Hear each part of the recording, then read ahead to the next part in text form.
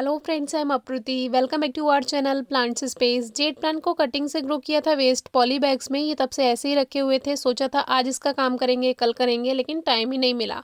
तो आज इनका टाइम आ गया है और ये वेस्ट पॉली बैग्स में थे, लेकिन ऐसे ही चलते चले गए। काफ़ी अच्छी ग्रोथ अभी हो चुकी है और पॉली बैग्स भी बेकार हो चुके हैं, तो इसमें पानी रुकता भी नहीं है। वैसे इनमें बहुत ज़्यादा पानी देने की ज़रूरत नहीं होती है, लेकिन फिर भी ये चल रहे थे। तो अब इनका टाइम आया है, तो सबसे पहले देखना होगा इनको किस तरह की शेप देनी है। आज सोचा इनको पॉट में शिफ्ट कर देते हैं। कुछ प्लांट्स को धीरे धीरे करके ही काम करेंगे तभी होगा। तो कुछ प्लांट्स की शेप अलग है, तो उनको दूसरे तरह से शेप दिया जाएगा। पहले मैं ट्री शेप बताऊंगी।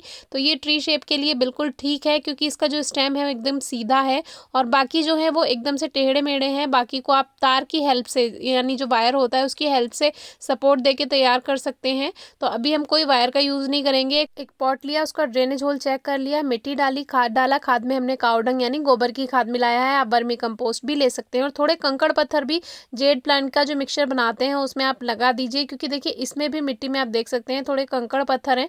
अभी मेरे पास अवेलेबल नहीं थे तो मैंने नहीं डाले, लेकिन बाद में मैं इसको अगर शिफ्ट करना चाहूँगी तो कर सकती हूँ।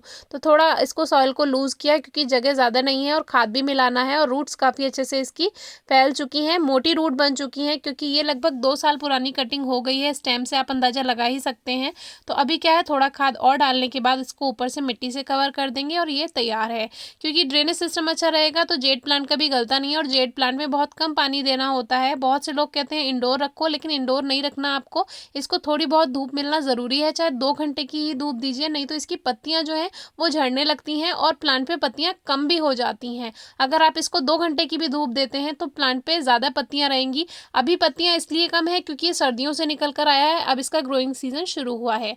तो कटिंग के लिए सबसे पहले हम इसमें से जितनी भी बारीक बारीक इसकी ब्रांचेस हैं वो हटा देंगे। फिर देखेंगे कि इसको कहाँ से कैसे शेप देनी है।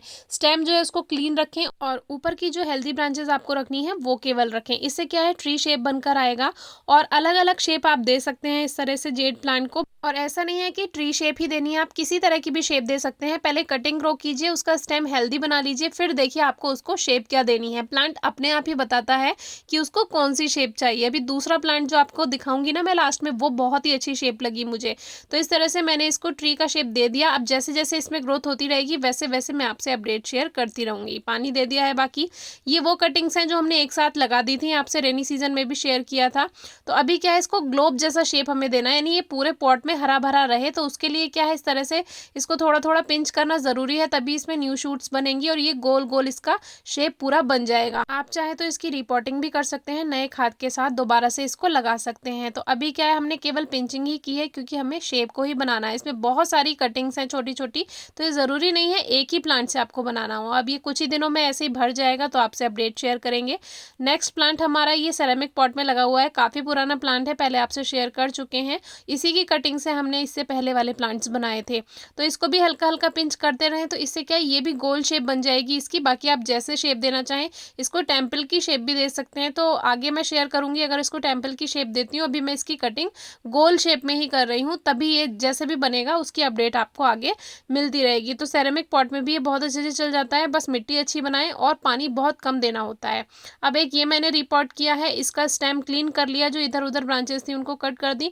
लेकिन ऊपर की तरफ जो ब्रांचेस थी मैंने उनको कट नहीं किया, क्योंकि मुझे ऐसा लगा कि इसको सर्कल शेप देके एक छतरी जैसा इसका बना लेना है, यानी अम्ब्रेला शेप इसको देनी है। तो बनेगा तो ये ट्री जैसा ही, लेकिन इसका अम्ब्रेला शेप बन जाएगी। उसके लिए आप इसको एक दूसरे में उलझा सकते हैं अगर लंबी है ब्रांचेस। बाकी धागे के सपोर्ट से आप इसको बांध सकते हैं। धागे की जगह आप वायर भी यूज़ कर सकते हैं, लेकिन वायर सबके पास होता नहीं है। जो पतला वाला तार होता है तो उससे भी आप इसको बांध सकते हैं, जैसी शेप देना चाहें वैसे। पहले मैं इसे भी ट्री शेप दे रही थी, लेकिन फिर मुझे लगा कि इसमें इसकी टहनियाँ ही मदद करेंगी। तो मैंने आपको बोला ना, प्लांट खुद बताता है कि उसको कैसी शेप चाहिए, तो अपने आप आपको समझ आ जाएगा। तो इसमें इल्झा दीजिए एक दूसरे में कटिंग, और जो एक्स्ट्रा है उनको साइड से कटिंग कर दीजिए। बीच में सपोर्ट देने के लिए मैंने एक दो जगह धागा बांधा है, तो इस तरह से आप कर सकते हैं। और देखिए ये काम करते करते मुझे इतना लेट हो गया, अंधेरा हो गया, और ऐसे ही दिन एकदम बीत जाता है। ज़रा सा काम करना शुरू करो गार्डन में, एकदम दिन छिप जाता है।